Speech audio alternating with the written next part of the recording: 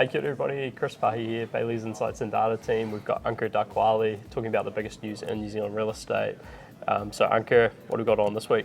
Yeah, so what we have this week is we got the Blue Mountain campus has now, the first stage is complete in Wellington. We've got the latest building activity data, latest data from realestate.co.nz, content from our global partner Knight Frank, and of course we got the property of the week as well. Yeah, awesome. And if you're watching our channels this week, particularly probably Instagram and YouTube, you might see a couple of videos around Green Building Week, so celebrating that and just featuring some of the stuff that's happening around the properties that we manage.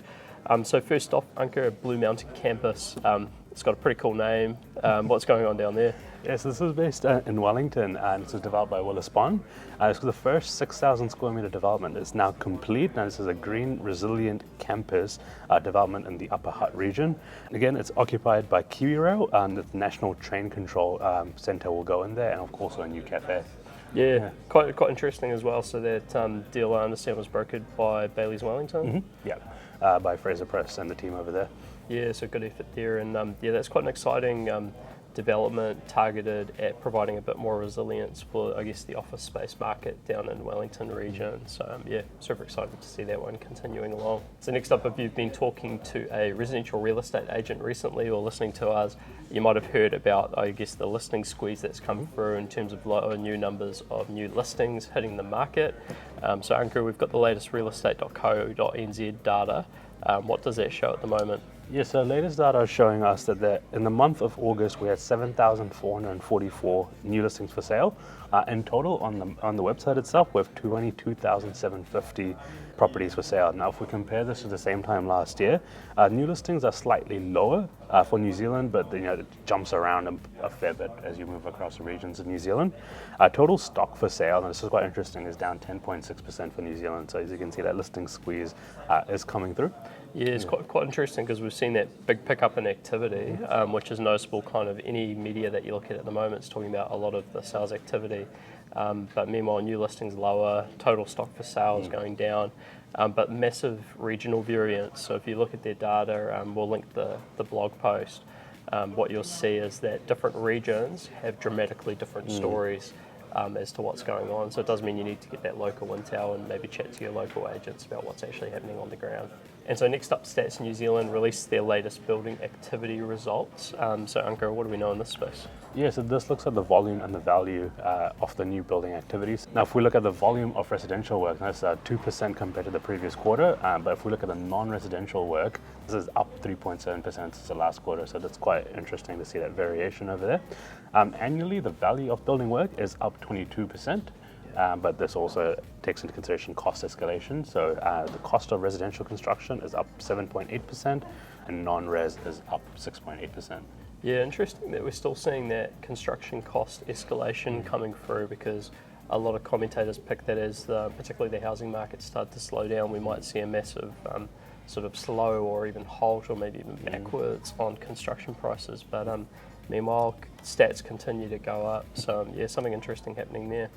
And then next up, we've got our weekly sales snapshot. And so the snapshot's powered by the team at Bayleys in Taranaki with a sample of recent commercial property sales. And so first up, Ankur, we've got one in Bell Block.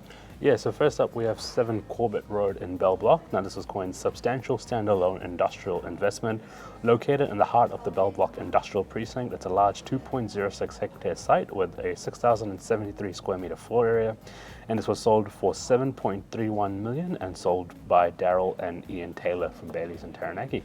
Yeah, next up we've got 219 Glover Street in Hawera. This is a provincial childcare investment built in 2022 of a long lease to an established operator, located in the large residential township, sold for $2.75 million at a 6.5% yield, sold by Daryl Taylor and Ian Taylor from Bayleys Taranaki. And last up we had 104 to 110 Devon Street East in New Plymouth. Now this is Eyes on the Prize. This is 271 square meters floor area. It's an A+ NBS rated site, tenanted to a national tenant with a White Street frontage, sold for $1.5 million or at a 6.5% yield, sold again by Daryl Taylor and Ian Taylor from Bayleys in Taranaki. And so if you're interested in the Taranaki commercial property market, we do have a market update coming in the next couple of weeks. So check in on our website or have a chat to the local team there and they'll get you a copy. So next up, going offshore, our global partner Knight Frank released their latest Dubai residential market update for summer 2023. Now, a headline on this one, average prices rise by 4.8% in Q2, and so fair to say that the Dubai market is kind of on fire at the moment. But what do we know, Ankur? Yeah, it's pretty much on fire. This is the 10th consecutive quarter of price rises, and it's 24% higher than it was in Q1 2020. So you can see the prices over there have not slowed down. The Palm Jumeirah over there is the star performer, where prices rose 9% in just Q2 alone, and it was up 44% over the past year. So incredibly powerful market there. They expect the prices will continue to rise due to strong demand from international ultra-high net wealth individuals, and with limited prime properties for sale, you can expect that squeeze to push up prices. Yeah, it's quite interesting. If you look at the content from Knight Frank in the moment, there's two places that stick out for big growth in prices. One is Turkey, because of their hyperinflation and connection into the real estate prices, and then the other one is Dubai. So quite an interesting market, and maybe worth heading there for a little field trip, maybe. And then finally, to wrap up, we've got our property of the week. So Ankur, what have you got for us this week? Yeah, so my property of the week this week is 5 Salisbury Street in Herne Bay, Auckland. Now this is a contemporary Herne Bay, 4 bedrooms, 3 bathrooms on 511 square meters. Beautiful architecturally designed home built in 2018. The garden is designed by Suzanne Turley Landscapes and includes a generous swimming pool. So if you want to learn more, please get in touch with Edward Pack from Bayleys in Ponsonby. Yeah, it's a super cool house. And then I've got 15 Hackett Road in Jacks Point, Queenstown. It's a luxury Jacks Point masterpiece, 4 bedrooms, 3 bathroom home on 892 square meters, positioned on a coveted corner section with sweeping views of Jacks Point. Includes an office, media room and a wine cellar. And if you want to learn more about this one, you can contact Hope Martin or Mark Martin from Bayleys Frankton. Well, that's it. We'll wrap it up here. So massive thanks, Ankur. Thanks, Chris. And we'll see you next time. Ciao. See ya.